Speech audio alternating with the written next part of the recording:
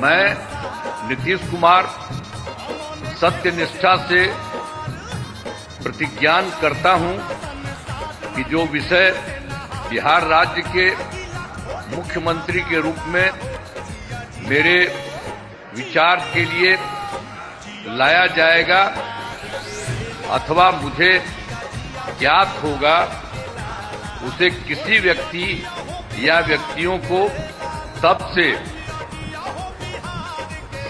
ये सिवाय जबकि ऐसे मुख्यमंत्री के रूप में अनेक कर्तव्यों के सम्यक और निर्वहन के लिए ऐसा करना अपेक्षित हो, मैं प्रत्यक्ष अथवा अप्रत्यक्ष रूप से संसूचित या प्रकट नहीं करूंगा।